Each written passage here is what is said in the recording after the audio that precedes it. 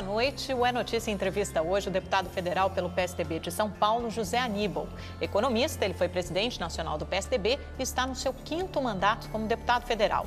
Aníbal deixou o cargo de secretário estadual de Energia de São Paulo no início do mês passado e reassumiu o mandato na Câmara. Boa noite, deputado, muito bem-vindo. Boa noite, obrigado pelo convite. Obrigada prazer estar aqui. Por aceitar nosso convite, o prazer é nosso.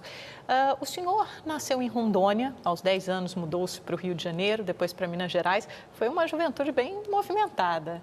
Rondônia, Rio, Minas, Rio de novo, exílio e São Paulo. Eu vivo em São Paulo há 34 anos, desde que eu voltei do exílio. Mais da metade da minha vida aqui. E que lembranças, voltando um pouco para essa juventude ainda no Rio, em Minas, em Rondônia, que lembranças o senhor tem dessa época? Por que houve tantas mudanças, na verdade? Porque meus pais moravam em Rondônia. Então, como não tinha ginásio em Rondônia, não tinha ginásio. Nossa. Lá em Guajará-Mirim. Tinha basicamente 2 cidades, Porto Velho e Guajará-Mirim, que era o começo e o fim da estrada de ferro Madeira Mamoré. Então, em Guajará-Mirim não tinha ginásio, as famílias que podiam bancar a viagem, pagar estudos, mandavam os filhos estudar fora. No sul, o Rio de Janeiro era o sul, né? Então eu fui estudar no Rio, fiquei 3 anos lá, depois estudei em Minas. Mas sozinho ou com a família? Não, família lá. Final de semana interno, final de semana eu ficava na casa de uma tia. E depois em Minas, em Lavras, no Instituto Gamo, um grande colégio. E finalmente em Belo Horizonte, aí sim, fiz o científico da época. E entrei na Faculdade de Ciências Econômicas. E foi nessa época da faculdade que o senhor entrou no movimento estudantil? Exatamente. Já participou?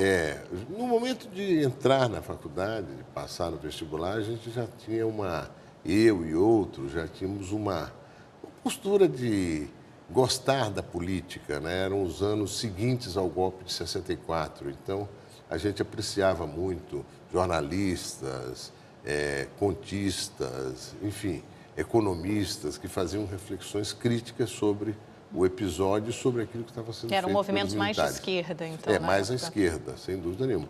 Mas entre 64 e 68, né, embora fosse um regime de ditadura, autocrático, nós fizemos muita mobilização, muita atividade. Na ciência econômica mesmo, nós levávamos pessoas de São Paulo, por exemplo, Caio Prado Júnior, para fazer debate, para apresentar as suas reflexões. Enfim, era uma atividade política intensa, de questionamento, guerra do Vietnã. Porque ainda havia espaço, antes do AI-5, antes do endurecimento do regime, ainda havia espaço para esse tipo de reflexão e proposta? Havia. E a universidade era um espaço muito privilegiado para isso. Propício, né? Propício. Mas nós também fazíamos atividade em periferias, imprimimos jornaizinhos, né? Enfim, uma militância política mesmo, contrária ao regime militar, em boa medida, assim, numa dimensão mais ampla, a favor de uma redemocratização do país e em outros nichos da oposição, a favor de uma ação de confronto direto com o regime, né, para encontrar uma solução. Na luta armada, aí, quando o senhor fala em desdobrou na direto. luta armada, a partir do ato 5, isso ficou muito evidente. O senhor tinha ligação com algum partido nessa época? Tinha uma organização de esquerda, né, a Polop, e depois VAR, e... Foi nessa época que o senhor conheceu a presidente Dilma da VAR? Eu a conheci em 66, 67, em Belo Horizonte. Nós tínhamos 20 anos. Né? E foi o período que a gente militou junto, no movimento pré-universitário, né? Meio secundarista. E depois entramos juntos, nos preparamos juntos para o vestibular de Economia e passamos na Ciência Econômica. Para a mesma faculdade? Da Universidade Federal de Minas Gerais. Com o ato 5, a gente nem voltou lá, porque sabia que se voltássemos ia nos prender. Então, o ato 5 foi a nossa saída efetiva da universidade. E em 69, o regime fechou muito, a repressão começou a endurecer. Eu saí de lá, fui para o Rio, ela também foi. E ainda no primeiro semestre de 69, eu me afastei de um posicionamento mais ativo a favor do enfrentamento direto com o regime militar. Eu comecei a perceber que aquele caminho ali não era o melhor caminho, não era o bom caminho. O caminho da luta armada. Eu e outros, né? Que era muito mais ao buscar um diálogo com a população, o que não era fácil, porque havia também uma situação econômica muito positiva para o regime, não é? Mas, enfim, buscar uma ação para a recuperação das liberdades, para uma Assembleia Nacional Constituinte. E como fazer enfim. essa oposição? Como era possível fazer essa Muito oposição difícil. diante do AI-5, justamente com essa repressão, cerceando todos os caminhos e as possibilidades? Difícil. Muito difícil, porque na universidade os espaços se estreitaram, embora também se mantivesse ali um certo grau de ativismo, né? Nós fazíamos panfletos clandestinamente, né? Distribuíamos em diferentes regiões, questionando o regime, mas era uma coisa muito limitada. Nós estávamos muito isolados, nós não tínhamos uma capilaridade. Essa nós, é a quando o senhor verdade. fala em nós, quantas nós pessoas? Que víamos, um grupo? éramos centenas de pessoas um pouco espalhadas pelo Brasil, né? Que e vocês não tinham concordavam. contato, vocês se falavam? Havia algum tipo de organização, mas com de muita liderança? limitação. Com o passar do tempo, a repressão foi ficando muito, muito forte, muito capilarizada, né? Em todo lugar, nas periferias, né? Denúncia, aquele ambiente do Brasil ame ou deixe, a Copa de 70, né? Uma coisa muito questionadora de iniciativas de oposição, tal, de qualquer coisa que pudesse criar estabilidade, imagina. O fato é que isso durou ali, foi um período bem difícil, 69, 70, até 73. A partir de 74, você vê renascer essa ação da população a favor da democracia, a favor da anistia. Há um renascimento, mas aqueles 3, 4 anos ali foram anos de 69, 73, de intensa repressão e que limitaram muito qualquer iniciativa. E aí, nesse momento, então, o senhor e a presidente Dilma escolhem dois caminhos diferentes. Porque em 69 nós nos afastamos. Ela vai mais pelo caminho da luta armada, foi presa, torturada. Outro, e o senhor nunca aconteceu isso com o senhor? Não, eu não participei, mas eu fiquei clandestino no Brasil, né? Porque eu também era acusado de crime ideológico, essas coisas todas. E quando é que o senhor partiu para o exílio? Eu fui em março de 73. E aí, uma coisa incrível, eu fui para o Chile. E aí, logo depois tem o golpe no Chile. Aquele respiro de liberdade, de democracia, né? Mas também uma percepção de que as coisas não estavam caminhando bem e que podia acontecer alguma iniciativa como acabou acontecendo, né? E aí, dali fomos para o Panamá, um ponto de passagem, e finalmente eu consegui me posicionar na França, onde eu consegui estudar e trabalhar. Tive uma boa atividade no Instituto de Desenvolvimento e fiquei lá até a volta do exílio em 79. Aí, com a lei da anistia, o senhor voltou. Como é que foi essa volta para o Brasil, depois de tantos anos longe? Eu vim muito discretamente, porque a lei não tinha sido promulgada ainda. Tanto que a minha advogada, quando foi ao juiz dizer que eu tinha chegado, então ele disse, tem que prender ele. A anistia não foi promulgada ainda e tal. Então, eu até fiquei meio clandestino ali, umas 3, 4 semanas, né? Aí eu vim para São Paulo.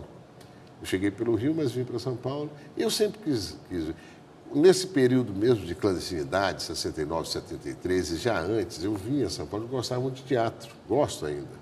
E São Paulo sempre teve, né, O Rio tinha também, mas São Paulo... Então, eu frequentava aqui em São Paulo, Bienal do Livro, várias atividades que aqui em São Paulo eram muito conforme as minhas características, né? Mais ligadas à cultura, à arte. Eu participei da formação de um centro CEMICE, Centro Mineiro de Cinema, tem vários ali que fizeram depois carreira, né, no cinema e tal. Eu pensei em fazer cinema uma época, mas enfim, acabei ficando na política mesmo. E foi nessa época que o senhor conheceu a sua mulher, quando voltou Quando eu São voltei Paulo, do exílio. Quando voltou do exílio, justamente veio para São Paulo, porque ela também é ligada a esse mundo artístico. Ela é ligada ao mundo artístico, mas não era ligada à política, assim como eu. Não é? Então, se de alguma forma o senhor conseguiu juntar esses dois mundos, né? Ficou na política, mas tem uma artista. Gosto muito.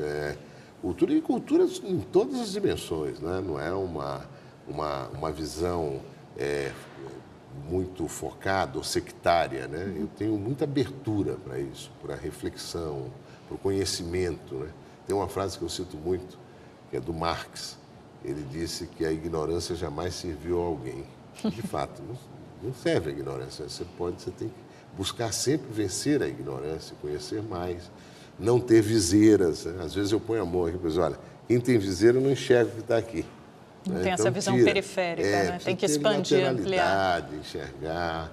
E a questão democrática, né? O convívio, o tensionamento de posições, o contraditório, isso é muito importante, isso é crucial para a vida em sociedade, para uma sociedade democrática, essa abertura, essa disposição ao debate, à discussão, é fundamental.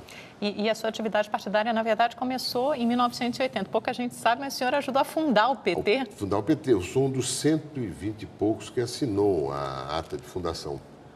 Fiquei lá um ano, porque havia muita disputa interna. A organização que está começando se disputa muito detalhes. A gente brinca, disputa a chave, né, da porta, disputa o grampeador. Né? E eu estava continuando naquele fio de meada que eu tinha começado a trabalhar e a refletir junto com outros amigos no final dos anos 60, eu era muito favorável a uma campanha pela redemocratização, consolidar esse processo de redemocratização do Brasil. Estamos falando de 79, 80. 80, né, com a fundação do partido. E uma Assembleia Nacional Constituinte. Então, eu mesmo reuni meios. Eu tinha uma certa condição, fizemos um jornal. Esse jornal nós defendíamos a luta democrática, a Assembleia Nacional Constituinte. Isso causava insatisfações ali dentro, então você ficava com disputas internas que eram muito cansativas. E aí o senhor foi para o PMDB. A energia fica muito voltada para dentro, não tem que estar para fora, né? Aí eu fui para o PMDB a convite do Mário Covas. MDB na época, é verdade. Convite do saudoso, uma grande figura, um extraordinário político e homem público, Mário Covas. E aí eu fui candidato em 82, assim, no entusiasmo. Eu tive uma Foi sua boa primeira votação, candidatura? Tive 45 mil votos. A deputado? A deputado federal, eu estava aqui há 3 anos. E eu tive essa votação principalmente em cidades onde tinha universidades. Então, em Lins, por exemplo, eu tive uma votação muito boa. Depois, em Taubaté, em Campinas, aqui em São Paulo, em algumas áreas, enfim. E aí comecei. Eu participei muito ativamente da campanha pelas diretas já. Eu era um dos coordenadores, que era da direção estadual do MDB, que era presidido pelo Fernando Henrique. Eu era da direção estadual e fiquei ali um pouco na coordenação, junto com outros ali, do movimento das diretas já, que foi um movimento extraordinário. Aliás, um episódio que pouca gente lembra, na antivéspera da votação da emenda Dante de Oliveira, saudoso Dante, das eleições diretas, teve um de nós, uma grande figura, o deputado Valdemar Chubassi, ele já morreu. Ele era um sujeito animado, cheio de iniciativas e tal, fervoroso na coisa que fazia. Ele bolou o seguinte: vamos fazer um foguetaço, soltar foguete um dia às 6 horas da tarde. Essa ideia começou a espalhar. Eu lembro que a gente comprava caminhão de foguete, vendia na sede do MDB ou na sede de outros partidos. O pessoal passava e comprava as caixas de foguete, mas olha, foi um foguetaço. Quer dizer, a sociedade aderiu. Eu vi uma frase, Amanda, sobre o segundo grande comício das diretas, já em São Paulo, que foi no Anhangabaú. Primeiro foi na Sé, que já foi um grande comício. Mas o Anhangabaú foi maior ainda. E um amigo meu falou: Zé, quem não foi naquele comício ficou com vergonha depois de dizer que não tinha ido. Quer dizer, porque a cidade inteira foi no comício. Ele ficou maior ainda depois. Não cabia mais gente ali. O espírito foi uma coisa extraordinária, né? A democracia, a redemocratização, a eleição direta para presidente, a sociedade inteira assumiu mobilizada. Aquilo, né? E se mobilizou. Não deu para ganhar no parlamento, mas não deu para ganhar a emenda da eleição direta. Mas ganharam depois, mas veio depois a redemocratização. Deputado, fazendo um salto no tempo, passando para hoje, para a política atual, a gente está aí às vésperas de eleição, mais uma em outubro, e uma pesquisa divulgada na semana passada pelo Instituto MDA, né, a pedido da Confederação Nacional do Transporte, mostrou uma queda da presidente Dilma e um aumento, um crescimento do senador Tucano Aécio Neves, que é pré-candidato pelo seu partido, pelo PSDB. No pronunciamento do Dia do Trabalho, também nessa última semana, a presidente Dilma anunciou algumas mudanças, né? Anunciou um reajuste de 10% dos benefícios de Bolsa Família, uma correção da tabela do imposto de renda de 4,5% e também a manutenção da política de valorização do salário mínimo, né? Claramente ela quis conversar aí, pelo menos com dois nichos da população, você tem a classe média e a classe trabalhadora, né? Como é que o PSDB vai reagir a esse discurso? Olha, como estamos fazendo? A presidente, no que se refere à Bolsa Família, agiu corretamente. A inflação nos serviços, na alimentação, está em volta a 10%, em torno a 10%. Então, uma correção justa. O que ela fez foi uma correção, apenas isso. É claro que ela está passando isso como sendo mais um gesto, tal. Como eles fazem sempre. A questão do imposto de renda não tem que ver ainda que impacto vai ter, mas certamente vai aumentar um pouquinho a faixa de isenção, o que é bom, não é? E a outra medida é uma medida que ela está reiterando algo que já está em vigor, não é? Inclusive existe um prazo já definido até o ano que vem. Ela naturalmente vai querer estender esse prazo além do ano que vem. Nenhum problema. A questão é o seguinte: a presidente vive um mau momento, em grande medida causado por ela própria. Erros graves foram cometidos na política econômica. No setor que eu passei a conhecer melhor, porque fui secretário de Energia de São Paulo, 3 anos e 3 meses, até o começo de abril, o erro é impressionante. Porque ela é ministra da Minas e Energia há 11 anos. Ela assumiu o ministério em 2003. E desde então, mesmo depois que ela saiu do ministério, ela tem mão forte no setor. E quem criou essa situação de desorganização do setor e agravou essa situação foi a presidente Dilma. A gente vai falar bastante sobre isso ainda, deputado, sobre toda essa situação de energia. Só voltando aqui um pouquinho para a gente falar desse... momento presente. No momento... desse pronunciamento e da eleição e das pesquisas. Por exemplo, 2015, ano que vem, é visto como um ano para arrumar a casa mesmo, botar as contas em ordem, ajustar as contas. O senhor acha que essas medidas anunciadas na semana passada, por exemplo, de alguma forma vão no sentido contrário dessa organização, ou seja, implicam em mais gastos ou em diminuir as receitas ou não? São corretas? Vão no sentido correto? Eu não diria que são corretas. São as medidas que ela achou que, tomando essas medidas, ela pode mudar um pouco essa trajetória de queda que ela está tendo, que é constante, né? Ela não vem conseguindo reverter, não é? Ao contrário, vem se agravando até chegar a esse número aí, esse último número de 37, que é o número mais baixo que ela teve. Como é que o PSDB recebeu essa pesquisa? Porque foi a primeira vez também, né, das últimas pesquisas, nos últimos meses, que apontou um crescimento do senador Tucano Aécio Neves. Porque antes as pesquisas apontavam uma queda da Dilma, mas uma estagnação da oposição. Pois é, porque a presidente tem cadeia nacional de rádio e televisão mensal, né? Então, todo mês. A presidente aparece todos os dias, né? O presidente da República. E o senador Aécio Neves não tem esse grau de exposição. O que o senador tem feito é circulado bastante como presidente nacional do PSDB. Ele está sempre presente nos estados, em atividades, dialogando, reunindo, não é? E as oportunidades que tem desses programas eleitorais gratuitos que os partidos têm, o senador tem aparecido, tem se colocado, tem se apresentado. E você vê que, quando você chega a 20%, eu sempre falo com as pessoas, quando você chega a 20%, de cada 5 pessoas, uma já está propensa a votar em você. Ou então, de cada 10, 2. Aí você já chegou a um outro patamar. Tem um patamar que vocês vislumbrem, por exemplo, do PSDB, que ele deve chegar até agosto ou até efetivamente começar a campanha? Não, isso é muita especulação. Eu acho que ele está indo muito bem. Eu acho que o Aécio está consolidando uma imagem de uma pessoa que está preparada para fazer uma grande gestão, não é? Uma gestão que vai nos recolocar num bom caminho da estabilização, de contas públicas organizadas e de desenvolvimento. O Brasil precisa investir, o Brasil precisa ter competitividade. Esse governo é um pouco avesso a essa palavra, competitividade. Você pega os jovens hoje, você não precisa nem dar essa matéria. Todos eles sabem que nós estamos vivendo numa sociedade que é muito competitiva. É preciso que eles tenham os instrumentos. Outro dia eu estava conversando com a Laura Laganá, que é a superintendente do sistema Paula Souza, o ensino técnico e tecnológico de São Paulo. E a gente vê, quando você faz qualquer pesquisa sobre a propensão, qual o desejo do jovem em matéria de curso, está lá logística, em primeiro lugar, está lá tecnologia de informação, está lá, enfim, algo que te leva para o mundo da competitividade, não é? E essa competitividade é fundamental. Agora, é preciso investir em pesquisa e desenvolvimento, é preciso investir também em infraestrutura, logística. Eu digo, olha para esse governo, depois de 3 anos, qual é a obra de logística desse governo? Tem várias obras de investimento, leilões de rodovias, né? Leilões de rodovias que vão acontecer e tal. Agora, os aeroportos saindo meio capenga, atrasou muito, atrasa tudo.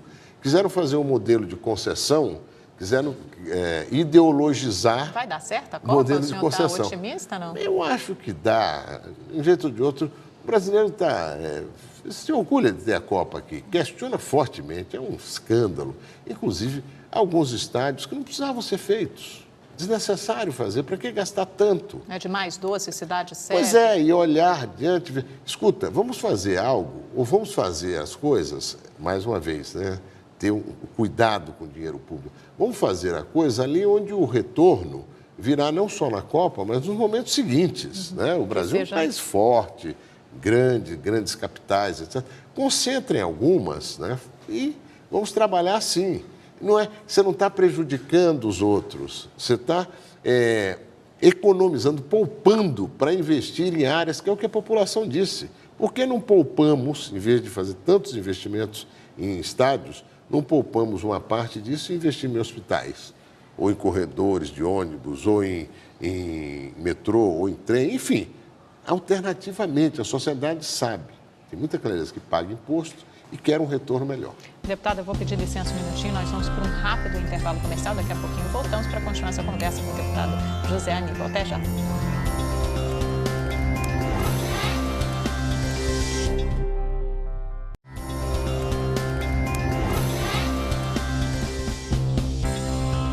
Olá, estamos de volta com o deputado José Aníbal, do PSDB, falando sobre política, claro, né, deputado?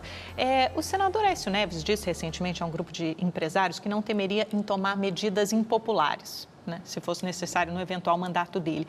Que medidas são essas, deputado? É aumento menor do salário mínimo, algum tipo de ajuste fiscal mais rigoroso? Como é que é isso? Olha, eu não sei precisamente, mas eu sei que esse padrão que o PSDB tem adotado e tem tido sucesso, em Minas, por exemplo, já são 5, é o 5º governo do PSDB nos últimos 20 anos. Aqui em São Paulo, são 20 anos, quase 20 anos seguidos de governo do PSDB. E essa história de fadiga de material não cola, não. Quando você está produzindo resultados, a população está reconhecendo que a confiança que depositou no governante está sendo retorna sob a forma de iniciativas, de investimentos. Essa coisa de fadiga de material é conversa, é muito mais o padrão de gestão, de atendimento, né, e de resolução dos desafios. Eu acho que o Aécio vai levar esse padrão de gestão. O Estado está muito gordo, está muito flácido, precisa ter mais mérito na gestão pública, precisa ter mais metas na gestão pública. Mas isso significa o quê? Cortar gente, cortar gastos, cortar ministérios? Eles falam em cortar ministérios, por exemplo. Cortar ministério por óbvio, né? Eu acho que isso é... Eu fico vendo aí, você tem o Ministério do Desenvolvimento, você tem alguns que podiam estar dentro do Ministério do Desenvolvimento, até seria mais razoável, né? Por exemplo? Pesca. Não faz sentido existir um ministério só para a pesca. Está dentro do Ministério da Pesca. E tem outros ministérios, tem vários. Né? Mas e manter os programas sociais, que são caros à população? Os programas sociais serão mantidos porque, entre outras razões, eles foram criados por nós. O Bolsa Alimentação, o Bolsa Escola, o Vale Gás, não é? O combate ao trabalho infantil, eram vários programas. Esse governo, ele chegou com aquela ideia do Fome Zero, generosa ideia. Passado um ano, não conseguiram fazer nada. Aí resolveram pegar o cadastro desses programas, 4 programas foram instituídos no governo do PSDB, o presidente Fernando Henrique Cardoso, e transformaram num cadastro único. E fizeram o Bolsa Família e ampliaram. Ampliaram demais, né? Realmente como corpo. E tinha que ampliar mesmo. Né? as condições foram se criando para isso, né? Foram sendo criadas, né? A estabilização. Uma coisa que as pessoas registram, mas também não está sempre presente, o Lula teve a sensatez um tempo atrás de reconhecer que ainda bem que ele não foi eleito em 94. Ele teria levado o Brasil para a crise. Ainda bem. Em 94, a eleição do Fernando Henrique se deu dentro de um contexto de estabilização da moeda, o Plano Real. Outro dia eu ouvi o Delfim Neto dizendo que o Plano Real foi uma criação genial. Ainda precisa de reformas, de mudanças, né, do ponto de vista institucional, para que ele se consolide. Não é? E é isso mesmo, precisa avançar, precisa fazer reforma tributária. Mas o senhor teme que, de alguma forma, a conversa do PSDB seja sempre uma conversa muito com empresários? Porque a gente viu, ficou claro pelo pronunciamento da presidente Dilma, por exemplo, que ela tenta colar um novo rótulo nos tucanos. O PT seria a favor do trabalhador e o PSDB contra o trabalhador. É um discurso perigoso, né? Como em 2006 colou aquela coisa do privatista, né? Mas da ela privatização. Realmente não conhece São Paulo, né? Paulo, a terra do trabalho, a terra onde você tem o maior número de trabalhadores no Brasil, o PSDB governa São Paulo, estamos no 5º mandato consecutivo. Os 3 primeiros teve segundo turno, os 2 últimos não teve segundo turno. E o que o PSDB Nós ganhamos pode... no primeiro turno. Presidente, olha São Paulo aqui, não fala sem pensar, não é? Nós somos o governo que faz uma política... Quem mais investimento faz em saúde pública no Brasil? São Paulo. São Paulo é o hospital do Brasil. Mais de 40% dos procedimentos complexos feitos no Brasil são feitos em São Paulo. Você pode ir no Hospital das Clínicas... Mas também é a cidade mais rica do país. Não, não é a cidade, o Estado mais rico. Mas veja, mas isso o governo federal está reduzindo a sua participação no financiamento público de saúde. Não é? Reduzindo. Está sem corrigir a tabela do SUS há 10 anos. Você vai em Bauru, em Botucatu, em Ribeirão Preto, em Rio Preto, onde você tem hospitais públicos importantes, aqui no Hospital das Clínicas, você vai ver a quantidade de pessoas, no Santa Marcelina, lá na Zona Leste, a quantidade de brasileiros de todo o Brasil que frequentam esses hospitais e que são acolhidos. Quer dizer, nós temos aqui a melhor logística do Brasil. Quando eu falei agora há pouco, o que esse governo fez em matéria de logística? Obra acabada. Ao longo desses 3 anos e alguns meses do governo Alckmin, nós estamos aí com várias frentes de metrô e trem. A ferrovia que vai para Santos, a partir de Bitinga... Mas tem uma participação do governo federal também, no caso do metrô. Tem uma participação insignificante numa linha. É fundamentalmente recurso estadual. A duplicação de uma ferrovia, eu falo que os paulistas têm que falar mais disso. A duplicação de uma ferrovia até Santos... ela permitiu que no mês de janeiro desse ano fossem transportados 1 milhão de toneladas de açúcar por trem. Isso tira da estrada 25 mil caminhões. Facilita o acesso dos caminhões a Santos. Reduziu 25 mil, podem ir outros caminhões para lá, levando outros produtos. São Paulo já concluiu boa parte, sobretudo o trecho do Planalto, da Tamoios. Está ampliando a hidrovia Tietê-Paraná. Fizemos o primeiro etanol duto do Brasil, uma tubulação para transporte de etanol de Ribeirão Preto para Paulínia. Investimento privado, com todo estímulo do governo estadual. Inclusive, isentamos o etanol que permanece todo o tempo na tubulação. Quer dizer, facilitando o investimento, atraindo empresas, negócios e investindo em saúde, em educação, ensino técnico e tecnológico. São Paulo tem uma rede extraordinária de 300 mil alunos, não é? Investindo em segurança fortemente. Escuta, a melhor segurança do Brasil é a de São Paulo. E isso eu não canso de ouvir. Pessoal do Pernambuco, pessoal do Rio. E são essas bandeiras, por exemplo, que o governador Geraldo Alckmin vai usar agora na reeleição? Certamente porque ele enfrenta alguns temas incômodos, né? Não tem problema. O governante, e aí vem a seriedade do governante. Você enfrentar temas incômodos. São 20 anos. O senhor falou que não há fadiga de material, não. Mas são 20 anos no poder e é sempre preciso se reinventar, se reciclar, oferecer propostas novas. Quer dizer, qual será o grande desafio nessa reeleição, candidatura à reeleição do Alckmin? Eu tenho muito interesse em ficar observando o que diz o adversário. Aí eu vi esse pré-candidato petista... Em qual adversário que o senhor está focado? Todos estão aí. O pré-candidato petista, uma das primeiras reuniões que ele fez foi em Alexandre Padilha. Ribeirão Preto, com o setor sucroenergético. O governo federal está quebrando o setor sucroenergético, quebrando. Sucro-alcooleiro, pessoal que produz açúcar e álcool. E são hoje investimentos importantes, emprega 1 milhão de pessoas no Brasil. São Paulo, nosso estado, a gente produz todos os equipamentos para esse setor, todos, inclusive as turbinas para cogeração de energia com bagaço e palha de cana, estão quebrando o setor. Qual o candidato? Várias usinas não vão morrer. E o sujeito faz reunião para dizer que ele vai fazer coisa nenhuma. O governador Alckmin reduziu o ICMS da cana no mandato anterior dele, do setor, e é o menor ICMS do Brasil, e com isso deu um estímulo extraordinário ao setor. E ao longo desses 3 anos, eu na Secretaria de Energia vi, várias vezes, recebia esse pessoal vendo modos de fazer com que o setor não fique aí travado pela ação do governo federal. Isso é apenas um setor da economia. Não, mas eu estou dando um exemplo, é o seguinte, o sujeito diz que é um candidato que vai renovar, mudar e começa enfiando o pé na jaca, né? Ele vai fazer reunião com o setor que o governo federal está destruindo. E ele vai fazer política diferente aqui? Vai nada. Quando a gente fala, por exemplo, de racionamento de água, necessariamente será um dos grandes temas dessa campanha, né? Como é que existe um risco de racionamento, embora o governo não admita, água, né? Mas existe... não teve racionamento até aqui. Não oficial? Tem porque situação... existiu sempre aquela coisa, a pressão de água diminui na madrugada, tem alguns bairros que são ali abastecidos pelo Cantareira que já reclamam de falta de água em algumas horas do dia. Isso é real. Há mais de 80 anos não tem uma seca como esta. Gravíssima. Gravíssimo. Nós estamos aí batalhando. E por que não se decreta um racionamento, Porque então? não é necessário. E nenhuma campanha de estímulo? estímulo? Veja bem, o que aconteceu até aqui? O governo está investindo fortemente, captando mais água no Alto Tietê, captando mais água na Guarapiranga, vai captar na Billings. São todas medidas emergenciais. Buscando alternativas, inclusive indicando que é preciso, no momento seguinte, fazer mais interconexões entre as bacias, etc, etc. Deputado, mas a Cantareira está com menos de 11% bem, da capacidade. E é o principal fornecedor de água para São Paulo, mas está reduzindo o que está sendo tirado da Cantareira em função das novas captações. Agora, o governo deu um incentivo, um bônus.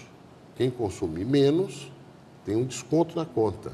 Isso está ajudando também. A população entende isso perfeitamente. Mas é o suficiente? Porque os especialistas já falam, que eles já dão até data. A partir de agosto, setembro, vai acabar a água em São Paulo. E aí você tem aquele volume morto. Aí vai puxar a água do volume morto.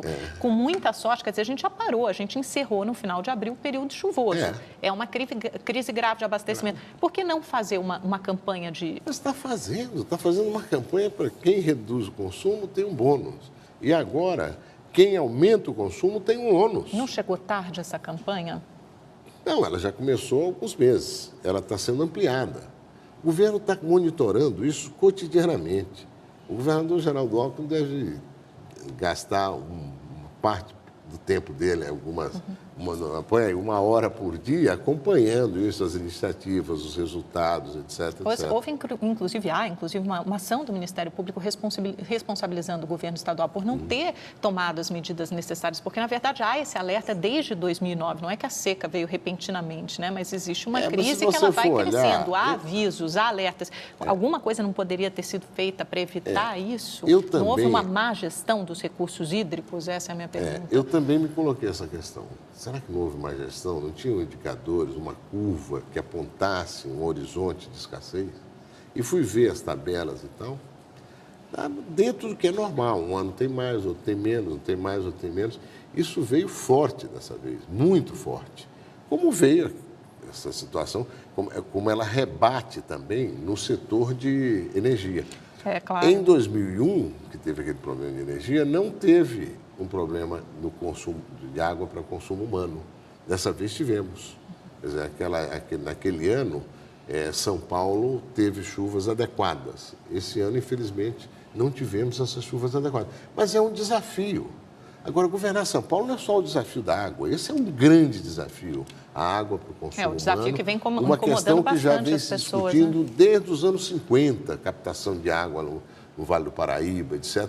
Agora, o governo já tinha contratado trazer água também lá do Vale do Ribeira. Mas isso não pode acontecer de novo, né, deputado? Aí, se a gente ficar vivendo... Você tem um alerta desse, o poder público tem que trabalhar duro em cima disso e está trabalhando.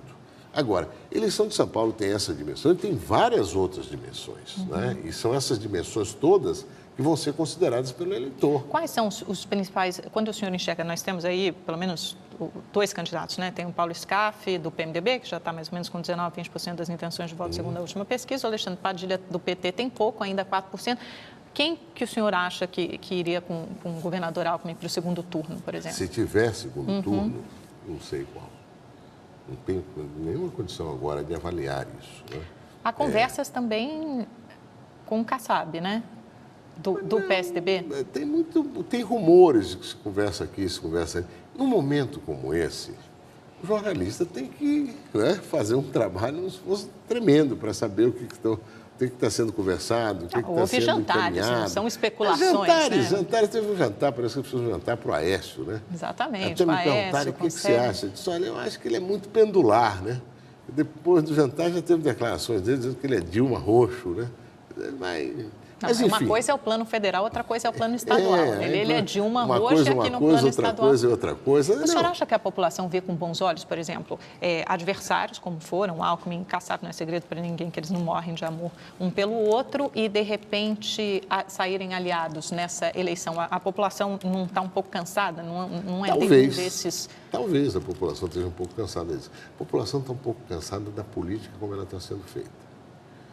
O que precisa para renovar, para mudar isso? Quais foram os recados da rua? Eles foram dos dados, protestos. Não é? Mobilidade urbana, nós queremos mais resultado, nós queremos uma vida de transporte, uma vida de locomoção nas cidades melhor, mais previsível, menos imprevisível como nós vivemos hoje. Nós queremos mais segurança, nós queremos mais saúde, não é? Essas questões estão postas. E são desafios grandes. A saúde é uma questão crucial. Que está claro que a população quer mudança, isso está claro. As pesquisas indicam isso. Agora, precisa ficar claro qual é o político que vai ser capaz de oferecer essas mudanças, de propor. Uma parte delas eu quero mais serviços, eu quero mais integridade no setor público, menos corrupção, menos desvio de dinheiro público. Quando você projeta uma refinaria... Mas não há exemplos disso em todos os partidos, tanto PSDB quanto PT, se a gente for procurar? Não, o PT faz a política de todos somos iguais. Eles enveredaram para um caminho de corrupção, de desvio de dinheiro público, que o Lula agora espertamente procura dizer que não houve. Levou boas respostas, boas considerações sobre o senhor está falando sobre a história, né? Que ele falou que 80% do mensalão... política e 20% técnica. O que o senhor acha disso? Disse, é troço de doido, né?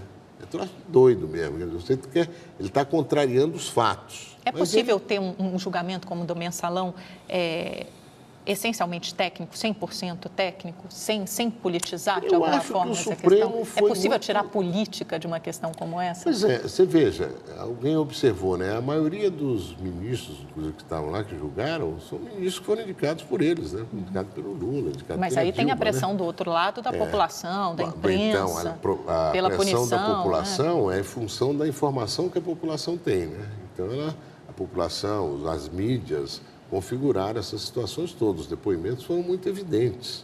As apurações também configuraram situações muito evidentes. Agora, o que a população quer é serviços de melhor qualidade, mais integridade na ação pública, menos corrupção, menos desvio de dinheiro público. Quando uma refinaria é projetada, como Abreu e Lima, com custo possível de médio internacional, de uma refinaria com esse padrão de 7 bilhões de dólares, e já custou 20 bilhões de dólares, tem alguma coisa errada, né?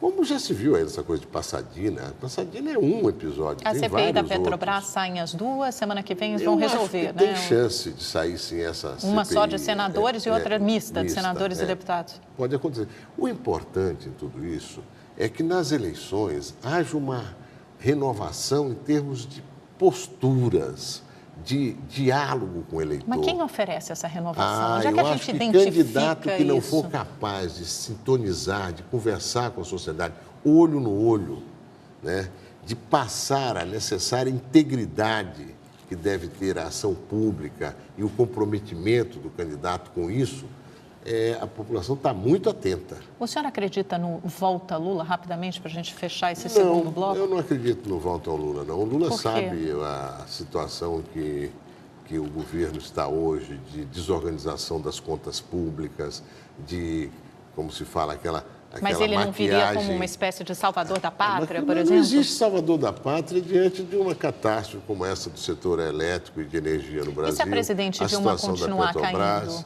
nas pesquisas? Eleição é assim, democracia é assim. Quem disse que está escrito que fulano vai ganhar, o fulano tem que ganhar? Quem vai decidir é o eleitor, com as informações que tiver. E olha, sobretudo depois da Copa, que se diz que vem a decisão. Mas você vê que mesmo antes da Copa, há um quadro que já não é um quadro que permite admitir a hipótese de não ter segundo turno. Não só vai ter segundo turno, como tem gente que diz que pode ter segundo turno sem a presidente. O senhor acha que a Copa vai, em alguma medida, dar o tom da eleição? Não. O resultado? O resultado em termos não só de futebol. Não, mas assim, de mobilidade urbana, de protestos, se os estádios estiverem adequados ou não. Um resultado geral, um balanço geral da Copa, do sucesso da Copa em todos os aspectos. Dificuldades, tem estádios que não vão estar totalmente prontos, o entorno. Quando me diz que o estádio de Brasília não está totalmente pronto, já gastou 2 bilhões de reais, falo, pelo amor de Deus, o que querem fazer mais? Diz que o entorno ainda vai gastar 100 milhões. 100 milhões você faz um estádio inteiro. Né?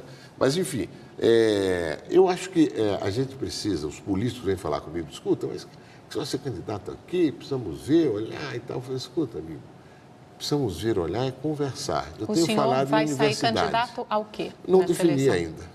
Quais são as possibilidades? Deputado, senador? Federal, pode ser senador, né? Mas não defini. O fato é que eu estou conversando e eu estou, sobretudo, indo em lugares. Semana retrasada eu estive na Unital, lá no auditório. Eles queriam falar sobre a consolidação, a redemocratização no Brasil. Poucas semanas antes eu estive no Mackenzie, também um tema semelhante a esse. Esse diálogo, vou nas periferias, converso com as pessoas. Outro dia eu estava ali na Guarapiranga, fiz uma reunião, 30, 40 pessoas, conversando, tentando entender quais são as questões, tentando entender não, vendo, registrando as questões que eles veem nesse momento mais desafiadoras para a Zona Sul, do ponto de vista da mobilidade urbana, né, do ponto de vista da segurança, do ponto de vista de saúde. São vários. Você vai vendo, avaliando. Ao Senado, daqui, o senhor de lá. Disputa indicação com quem? Quem são os outros? Não sei quem são outros. Eu nem me coloco como pré-candidato, eu estou avaliando, estou ouvindo, tem muita gente que fala comigo, eu estou avaliando, né? Mas é uma questão que vai se colocar, né? Até junho eu vou ter que decidir, ou não ser candidato. Meses. Mas eu acho que essa não é uma possibilidade. Não, pode ser. Deputado, eu vou pedir licença para o senhor mais um minutinho, nós vamos para um rápido intervalo, voltamos já com José Aníbal.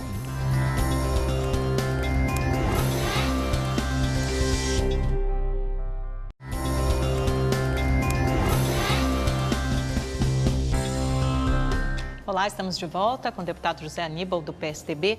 Deputado, falando um pouquinho sobre cartel de metrô em São Paulo, o ex-executivo da Siemens, Everton Harheimer, disse que o senhor seria o responsável no governo do PSDB pelos contatos políticos e pelo pagamento de propina nos contratos de trens e metrô.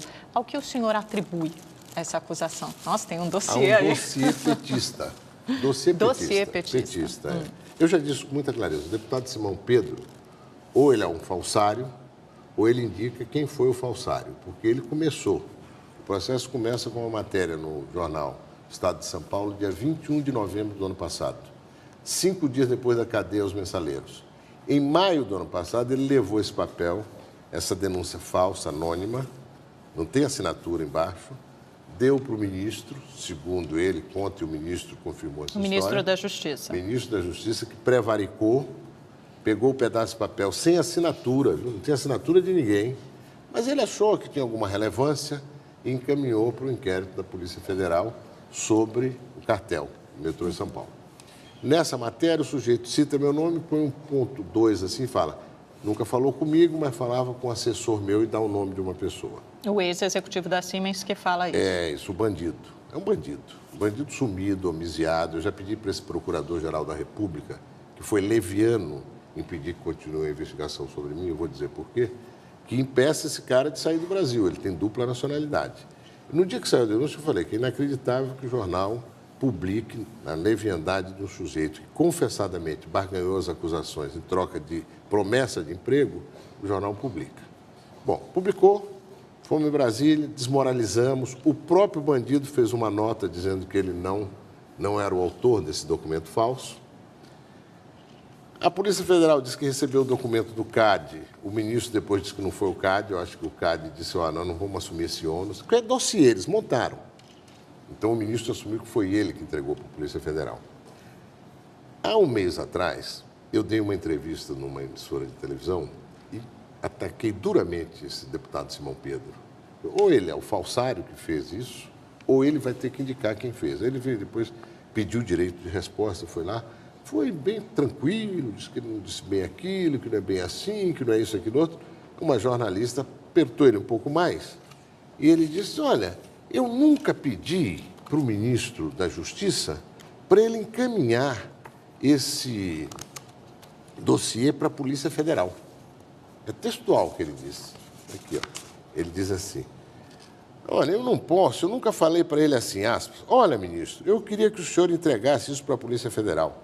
Ele disse que nunca fez. Mas o ministro da Justiça tem essa prerrogativa, né? Se ele achar que precisa de investigação, ele pode entregar para a Polícia Federal. Mas ele acha, claro, ele tem que ter compostura de achar quando ele vê um documento que tem fonte, que tem origem, que é registrado a recepção desse documento. Ele disse que não registrou porque no Ministério da Justiça tudo vaza. Aí tem a fala do ministro, quando ele foi a Brasília, no final de novembro do ano passado, ele foi intimado e foi lá na Câmara.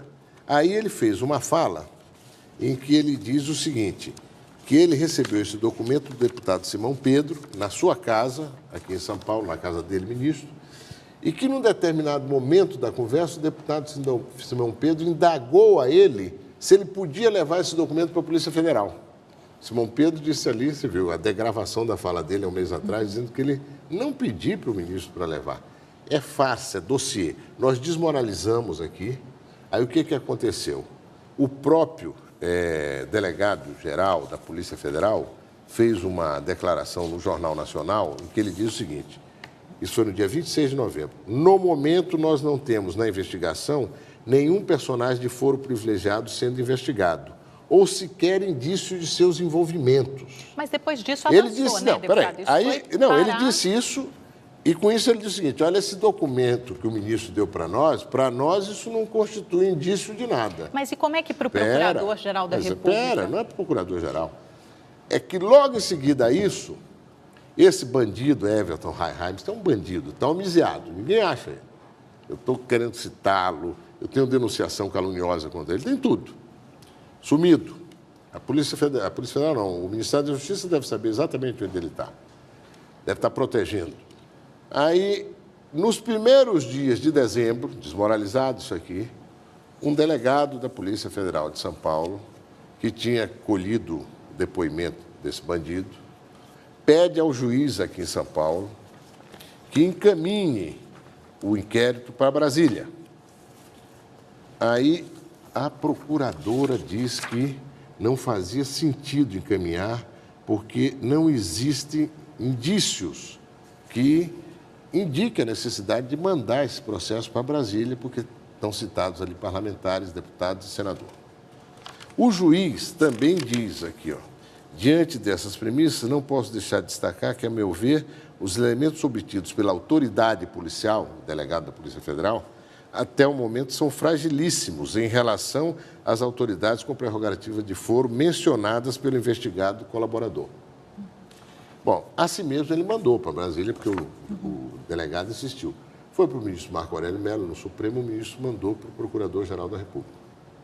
Que fez um parecer. O Procurador-Geral da República ficou com 3 meses com esse papel, com essa incumbência de se manifestar sobre isso. Mas aí ele pediu abertura, dessa aí investigação para o Supremo. Pois é, ele isentou alguns parlamentares que estavam ali. Do PSDB e do PPS, né? O Luiz Nunes Ferreira. A mim, ele não me isentou. Ao senhor e ao Rodrigo Garcia, que é deputado federal também. Ele não me isentou e ele fez uma peça que é Por que houve essa diferença?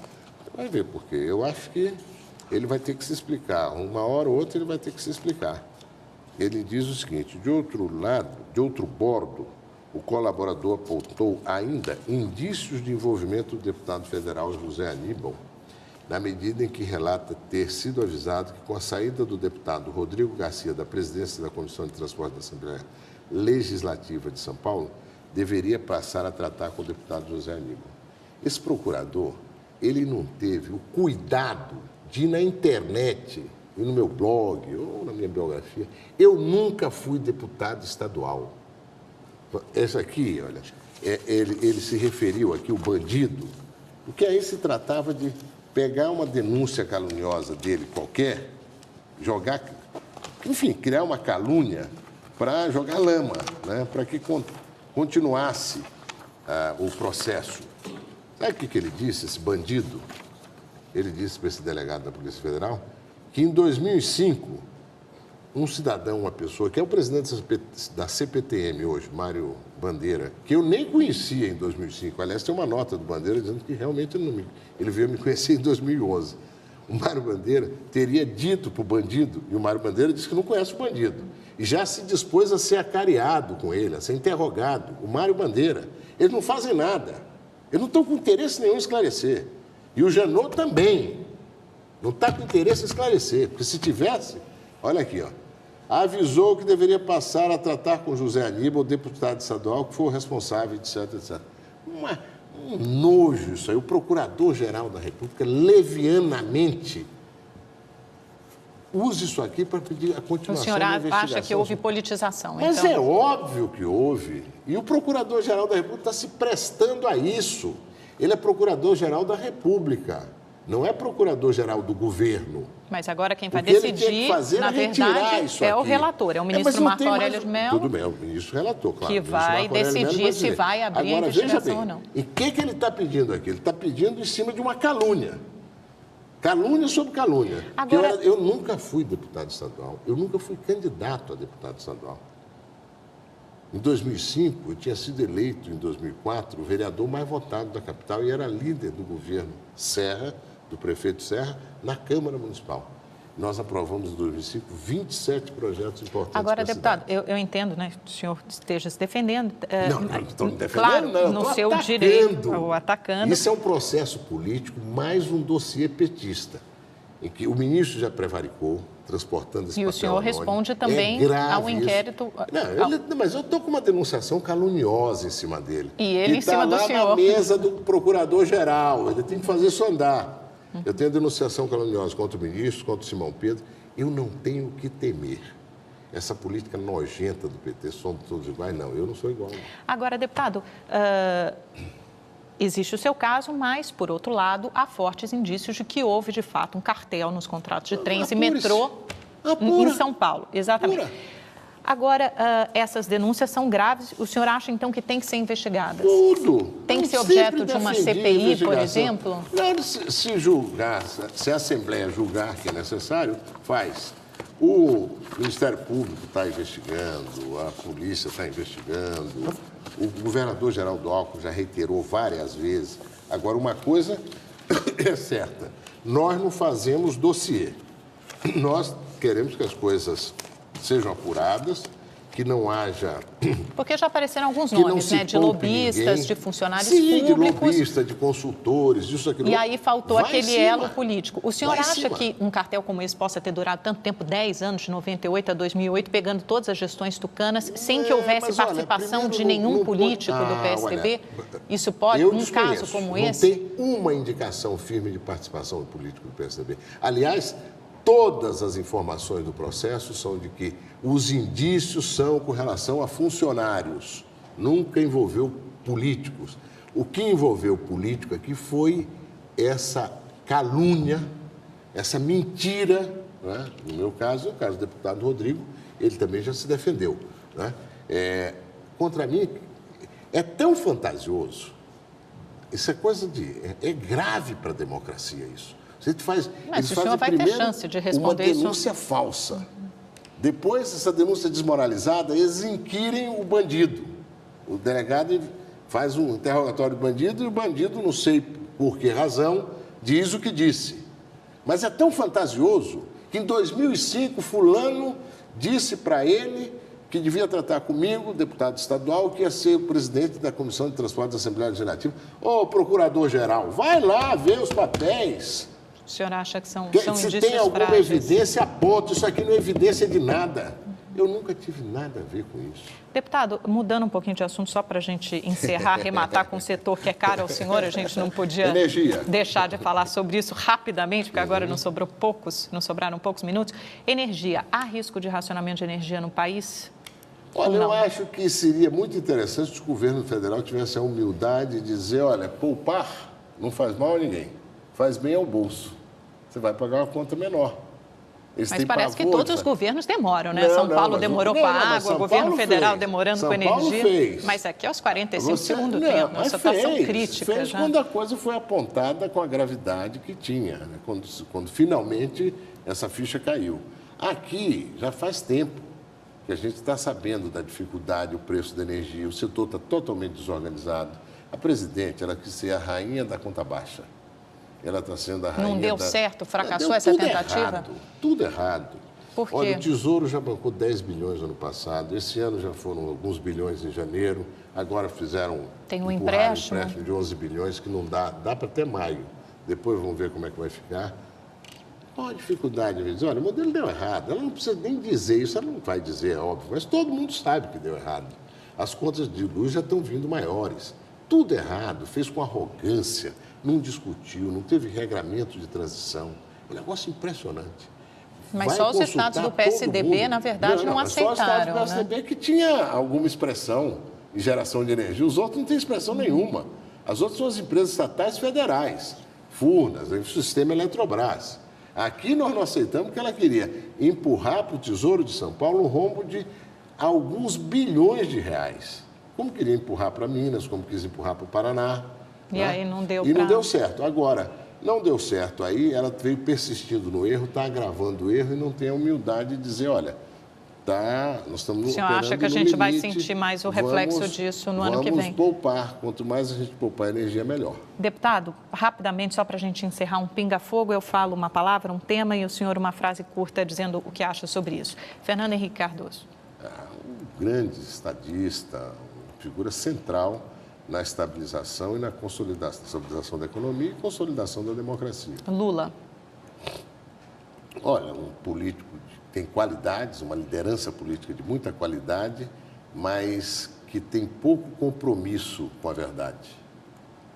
Volta ainda agora ou em 2018? Acho... Em 2018 não sei. Estava muito cheio de arrogância, né? Já projetando a Dilma de novo em 14, o Lula em 18, não sei mais o quê. É coisa de quem vê a democracia não como alternância, né?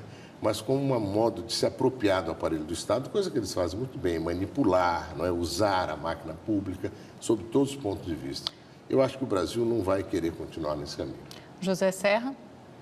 José Serra, um gestor público de muita qualidade, foi prefeito de São Paulo, foi governador de São Paulo com muito sucesso. O senhor e ele sempre tiveram alguns desentendimentos. Como é que está essa relação agora? Isso é natural na política. Desentendimento você tem, se disputa uma coisa aqui, outra ali, tem visões distintas, mas isso é natural.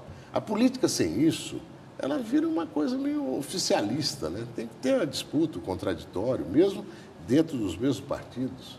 Aliás, os partidos precisam revitalizar um pouco, né? Revitalizar. Nem sei se esses que estão aí conseguem. Só ter partidos que voltem a expressar alguma coisa que não seja o interesse dos próprios políticos, que seja o interesse de fato da sociedade. E que, na ação, no parlamento, votem de acordo com isso. Eu achei importante essa mobilização toda agora no plano diretor de São Paulo. Pessoas foram lá, o debate foi para a imprensa, especialistas se manifestaram, isso é bom. Um livro? Um livro? Um só? Eu gosto muito de um livro do Luiz Buñuel, aquele cineasta, que chama Meu Último Suspiro. E o Machado de Assis, todos os livros. Um sonho? Um sonho? Olha, eu quis muito ser prefeito de São Paulo.